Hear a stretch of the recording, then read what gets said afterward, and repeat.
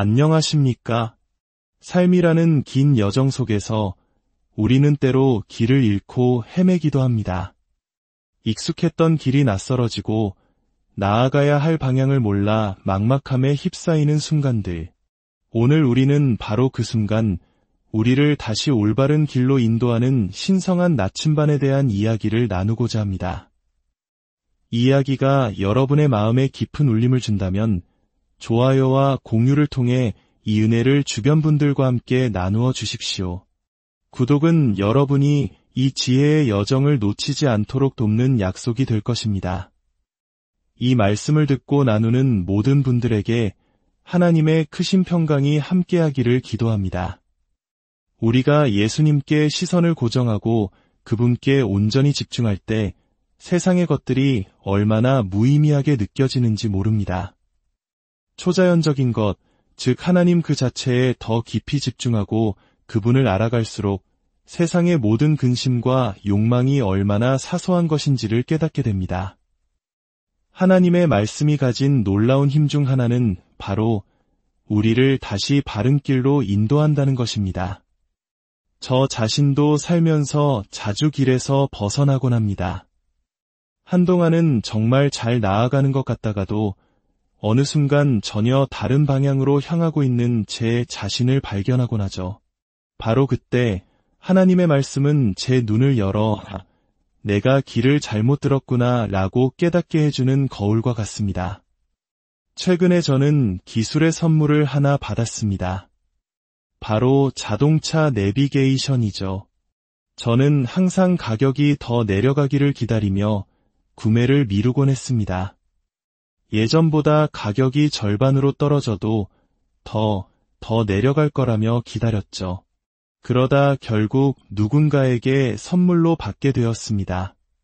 하지만 이 내비게이션을 진작 샀더라면 길에서 허비한 시간과 기름값을 생각했을 때 오히려 돈을 훨씬 아꼈을 거라는 생각이 들더군요. 여러분, 내비게이션을 사용해 보신 분들은 아시겠지만 이 기계의 가장 놀라운 점이 무엇인지 아십니까? 바로 우리가 길을 잘못 들어섰을 때 결코 화를 내지 않는다는 것입니다. 왜 내 말을 안 들었어? 라고 꾸짖는 대신 그저 차분하고 부드러운 목소리로 경로를 재탐색합니다. 라고 말해줄 뿐입니다. 저는 그 말이 참 좋습니다. 그 목소리는 우리에게 엄청난 안정감을 줍니다. 마치 괜찮아, 조금 돌아가게 되겠지만 내가 반드시 목적지까지 데려다 줄게라고 말해주는 것 같습니다. 우리 중 많은 이들이 인생에서 잘못된 길로 들어선 경험이 있을 겁니다. 우리 모두가 그렇죠. 오늘 이 아침 성령께서 여러분 각자에게 이렇게 말씀하시는 음성을 들을 수 있기를 바랍니다. 경로를 재탐색 중이다. 조금 더 오래 걸리겠지만 내가 너를 반드시 그곳으로 데려갈 것이다. 이것이 바로 하나님의 말씀이 우리에게 하는 일입니다.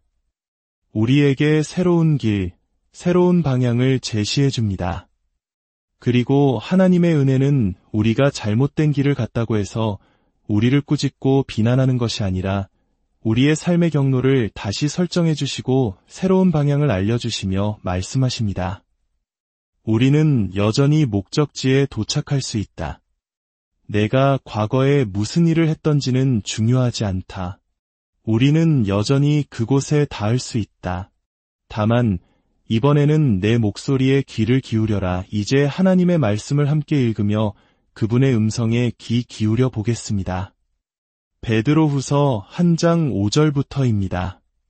그러므로 너희가 더욱 힘써 너희 믿음의 덕을, 덕의 지식을, 지식의 절제를, 절제의 인내를, 인내의 경건을, 경건의 형제 우애를, 형제 우애의 사랑을 더하라. 이런 것이 너희에게 있어 흡족한즉 너희로 우리 주 예수 그리스도를 알기에 게으르지 않고 열매 없는 자가 되지 않게 하려니와 이런 것이 없는 자는 맹인이라 멀리 보지 못하고 그의 옛 죄가 깨끗하게 된 것을 잊었느니라. 그러므로 형제들아 더욱 힘써 너희 부르심과 택하심을 굳게 하라. 너희가 이것을 행한즉 언제든지 실족하지 아니하리라. 이같이 하면 우리 주 곧 구주 예수 그리스도의 영원한 나라에 들어감을 넉넉히 너희에게 주시리라. 아버지 하나님, 오늘 당신의 말씀을 진정으로 듣게 하소서. 혹여 길을 잃고 방황하는 이들이 있다면 우리를 변화시키시고 다시 바른 길로 인도하시는 성령의 능력을 굳게 믿게 하소서. 이번에는 당신의 말씀에 귀 기울여 당신께서 원하시는 모습으로, 그리고 우리 자신이 진정으로 되고자 하는 모습으로 변화될 수 있도록 도와주소서. 예수님의 이름으로 기도합니다. 아멘. 오늘 본문은 더욱 힘써라는 말로 시작합니다. 여러분의 삶에서 지금 무엇에 가장 힘쓰고 계십니까? 무엇에 여러분의 모든 열정과 노력을 쏟아붓고 있습니까?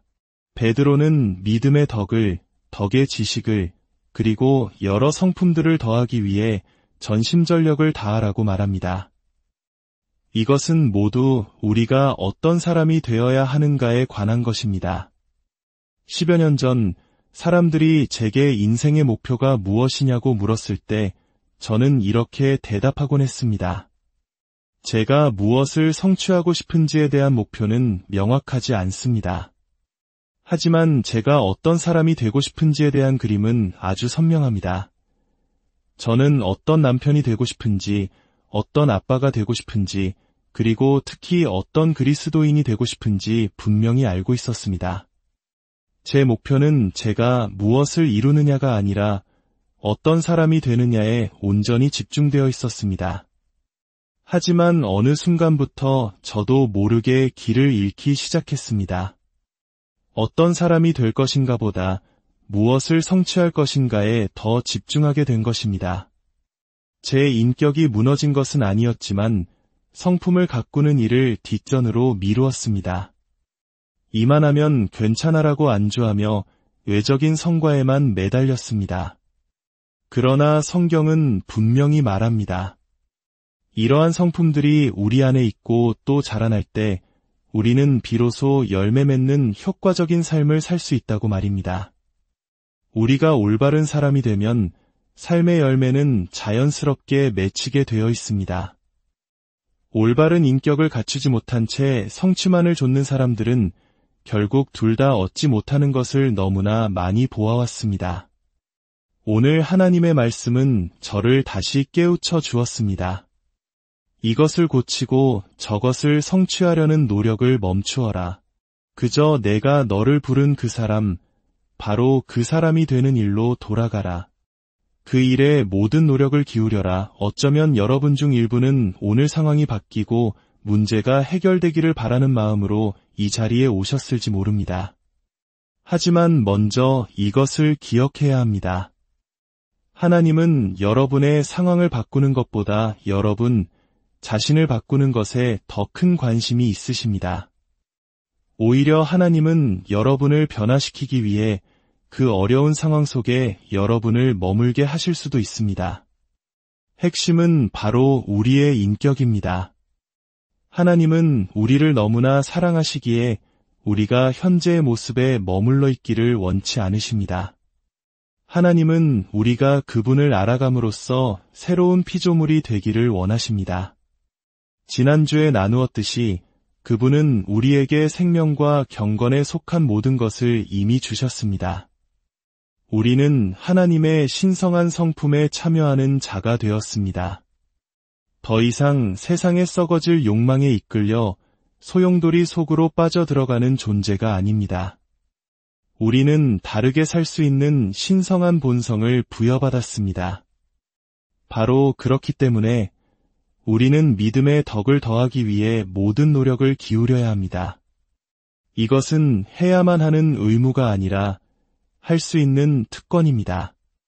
여러분이 그리스도를 믿기로 결심했을 때 단지 지옥에 가기 싫어서였습니까?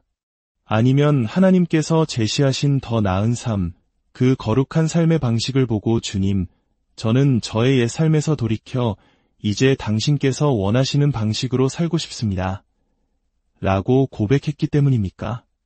성령께서는 우리 안에 덕과 거룩한 성품을 향한 갈망을 심어주셨습니다. 여러분의 태도는 어떻습니까? 나는 변화되어야만 해 라고 생각하십니까?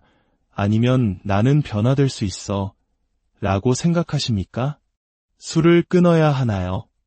용서해야만 하나요? 아내와 헤어져도 천국에 갈 수 있나요?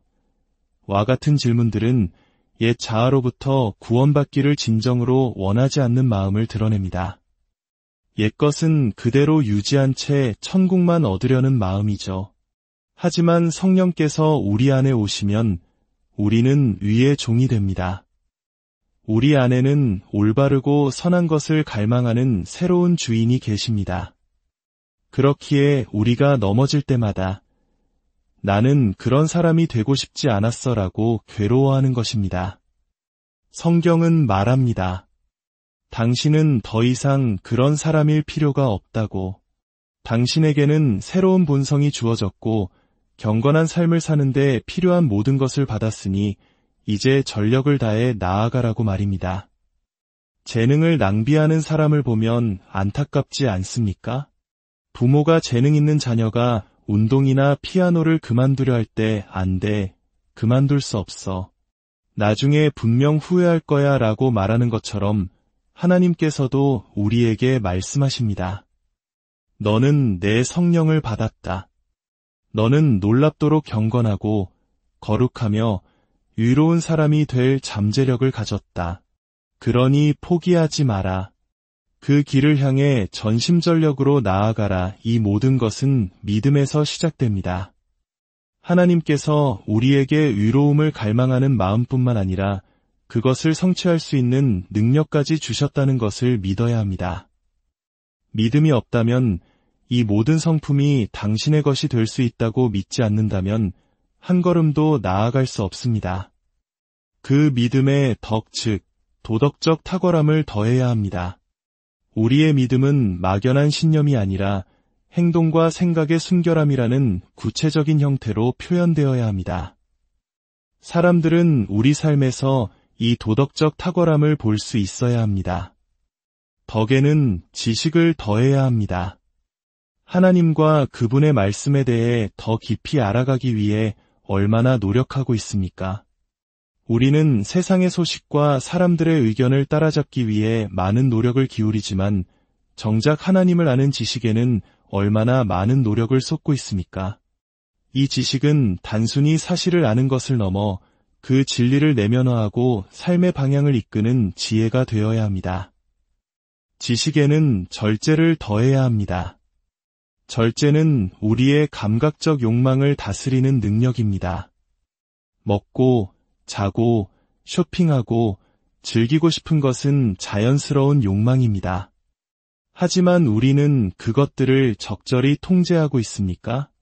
우리는 너무 많은 것을 가졌다고 말하면서도 내일이면 또 무언가를 사러 나갑니다. 절제력을 잃었기 때문입니다. 모든 노력을 기울여 절제를 향해 나아가십시오. 다른 사람과 비교하며 이만하면 됐지라고 안주하지 마십시오. 절제에는 인내를 더해야 합니다. 인내는 무거운 짐을 지고 계속해서 버텨내는 힘입니다. 우리는 보통 하나님, 이 무거운 짐을 치워주세요 라고 기도합니다. 편안해지고 싶기 때문이죠. 하지만 인내는 짐이 없으면 길러질 수 없습니다. 혹시 여러분, 인내를 기르기 위해 삶을 조금 더 어렵게 해달라고 기도해 본 적이 있으십니까? 우스꽝스럽게 들릴지 모르지만 이 질문은 우리가 우리의 인격보다 안락함을 얼마나 더 소중히 여기는지를 보여줍니다. 2024년이 다가오고 있습니다. 만약 오늘 예수님께서 나타나셔서 두 가지 계획 중 하나를 선택하라고 하신다면 어쩌시겠습니까? 계획 A: 2024년은 아주 쉽고 편안한 한 해가 될 것이다. 모든 일이 뜻대로 풀릴 것이다. 돈, 관계, 건강, 모든 것이 완벽할 것이다. 하지만 연말이 되어도 영적으로는 조금도 성장하지 못할 것이다. 계획 B: 2024년은 힘든 한 해가 될 것이다. 여러 고난을 겪을 것이다. 하지만 그 시간을 통해 너는 나와 그 어느 때보다 가까워질 것이며 이전과는 비교할 수 없을 정도로 강하고 견고한 사람으로 성장할 것이다. 솔직하게 어떤 계획을 선택하시겠습니까? 우리는 고난이 닥치면 무언가 잘못되었다고 생각하며 좌절합니다. 그것은 우리가 우리의 인격 성장에 대해 잊고 있기 때문입니다. 만약 우리가 진정으로 인격에 관심을 가졌다면 야고보서 한 장의 말씀처럼 여러 가지 시험을 만나거든 온전히 기쁘게 여기라고 고백할 수 있을 것입니다. 아, 내가 더 강해질 기회가 왔구나. 인내에는 경건을 더해야 합니다. 경건은 하나님을 향한 깊은 존경과 경외심입니다. 경건에는 형제 우애를 더해야 합니다. 이것은 영적 가족을 향한 따뜻한 애정입니다. 한국 문화의 정과도 비슷하지만 그리스도 안에서의 믿음을 뿌리로 둔 더 깊은 유대감입니다. 우리는 서로 아무런 공통점이 없을지라도 예수 그리스도라는 이름 안에서 한 가족이 되었습니다. 서로를 향한 따뜻한 애정을 키워나가야 합니다. 마지막으로 형제 우애에는 사랑을 더해야 합니다. 여기서 말하는 사랑은 아가페 사랑입니다. 이것은 상대방의 조건이나 행동에 따라 변하는 사랑이 아닙니다. 하나님께서 우리를 사랑하시는 것처럼 상대가 누구이며 어떤 행동을 하든 상관없이 심지어 나를 미워하고 저주하는 사람까지도 사랑하는 것입니다. 십자가에 못 박히면서도 아버지, 저들을 사하여 주옵소서. 자기들이 하는 것을 알지 못함이니이다. 라고 기도하셨던 예수님처럼 말입니다. 8절은 이렇게 결론을 맺습니다. 이런 것이 너희에게 있어 흡족한즉 너희로 우리 주 예수 그리스도를 알기에 게으르지 않고 열매 없는 자가 되지 않게 하려니와. 이 성품들이 여러분의 삶에서 자라나고 있습니까? 다른 사람보다 나은지가 중요한 게 아닙니다. 몇 달 전에 나 자신보다 더 사랑하고, 더 절제하고, 더 인내하고 있는지가 중요합니다. 이 성품들이 자라날 때 여러분의 삶은 결코 무의미하거나 열매 없지 않을 것이라고 성경은 약속합니다. 자녀를 키우는 부모님들, 자녀를 위한 가장 위대한 일은 바로 부모님 자신의 인격을 갈고 닦는 것입니다. 아이들은 가르침을 통해서보다 부모의 삶을 보고 배웁니다. 변화된 부모의 삶을 보며 나도 저렇게 되고 싶다고 생각하게 만드는 것, 그것이 가장 효과적인 양육입니다. 혹은 좋은 관계를 간절히 원하시는 분들, 올바른 사람을 찾는 것에 집중하기보다 내가 먼저 올바른 사람이 되는 것에 집중하십시오. 내가 매력적인 인격을 갖추지 못했다면 아무리 좋은 사람을 만난들 무슨 소용이 있겠습니까? 하나님은 우리가 열매 맺는 삶을 살기 원하십니다. 그 길은 우리가 그분이 원하시는 사람이 될 때 열립니다. 다른 것들은 자연스럽게 따라오게 되어 있습니다. 혹독한 시련이 닥쳐도 그 속에서 우리는 인내와 견고함을 배우게 될 것입니다. 하나님께서 우리에게 원하시는 것은 이것입니다. 나와 함께 걷자. 나를 더 깊이 알자. 내가 너를 창조한 목적대로 바로 그 하나님의 사람이 되어라. 오늘 여러분의 삶의 경로를 다시 한번 점검해 보십시오. 혹시 잘못된 방향으로 가고 있다면 괜찮습니다. 하나님의 부드러운 음성이 들려옵니다. 경로를 재탐색합니다. 이제 그분의 음성을 듣고 다시 바른 길로 나아가십시오. 여러분의 상황을 고쳐달라고 기도하기보다 하나님, 제 자신을 변화시켜 주십시오라고 기도하십시오. 상황이 아니라 나를 변화시켜 달라고 간구하십시오. 이번 한 주 여러분을 둘러싼 환경을 바꾸기보다 여러분 내면을 새롭게 빚어가시는 주님의 은혜를 깊이 경험하시기를 소망합니다. 주님께서 여러분의 길을 언제나 다시 찾아주시고 가장 선한 곳으로 인도하실 것이라는 믿음 안에서